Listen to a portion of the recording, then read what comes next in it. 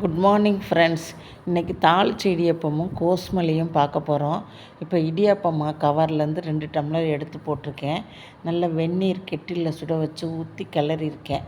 இப்போ நல்லா அப்படியே கரண்டி போட்டு வெந்நீர் சூடாக இருக்கிறதுனால கை போட்டு பிசைய முடியாது.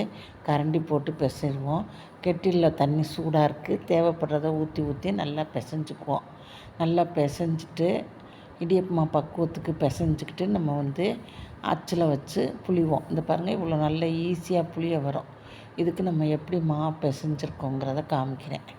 இந்த பாருங்கள், இந்த மாவு அப்படி எடுக்கும்போதே சாஃப்டாக இருக்கும். அந்த மாவை எடுத்து நம்ம இடியாப்பாச்சில் வச்சு இதை இடியாப்பாச்சி புளிஞ்சுக்குவோம். இட்லி பானையில் நம்ம மேலே மேலே 2 தரம் 3 தரம் புளியலாம். இப்போ நம்ம கோஸ்மல்லிக்கு உருளைக்கிழங்கு ஒரு 4 உருளைக்கிழங்கும் 4 கத்திரிக்காயும் அவிச்சு உரித்து வச்சுருக்கேன். பெரிய வெங்காயம் 2 வெங்காயம் நறுக்கியிருக்கேன். ஒரு தக்காளி, ஒரு 5 6 பச்சை மிளகா நறுக்கி வச்சுருக்கேன். உருளைக்கிழங்கு கத்திரிக்காயும் நல்லா பிசைஞ்சு வச்சுருக்கேன்.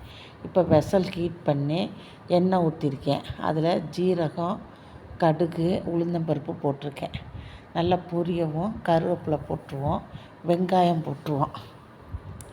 நல்லா வெங்காயத்தை வதக்கிட்டு பச்சை மிளகாய் வதங்கினோன்னே பச்சை மிளகாய் போட்டு தக்காளி போட்டுருவோம். எல்லாம் நல்லா வதங்கின உடனே நல்லா வதக்கிடுவோம்.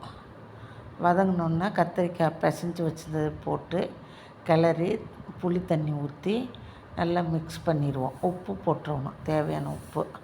இப்போ கோஸ்மல்லி ரெடி ஆயிடுச்சு.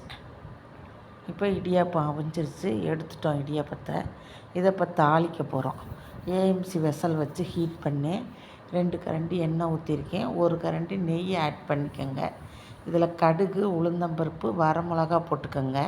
இதில் கருவேப்பிலை போடுங்க.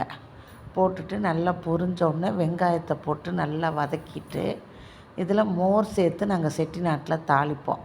பெருங்காயம் கொஞ்சம் போட்டிருக்கேன். இந்த பாருங்கள், மோரும் உப்பும் கலக்கி வச்சுருக்கேன். இந்த மோரும் உப்பும் போட்டு நல்லா ஊற்றிட்டு இதில் இடியாப்பத்தை போட்டு கிளறிடுவோம். இதுதான் செட்டிநாடு தாளித்த இடியாப்பங்கிறது. இடியாப்பத்தை இப்போ வெசலை ஹீட்டாக இருக்கிறதுனால அடுப்பை ஆஃப் பண்ணிடலாம். இப்போ தாளித்த இடியப்பமும் கோஸ்மல்லியும் ரெடி ஆயிடுச்சு. இப்போ சர்வ் பண்ணியிருக்கேன் பாருங்கள், பிளேட்டில் தாளித்த இடியப்பம் கோஸ்மல்லி. பார்க்கும்போதே சாப்பிட ஆசையாக இருக்குது. Okay, thank you friends.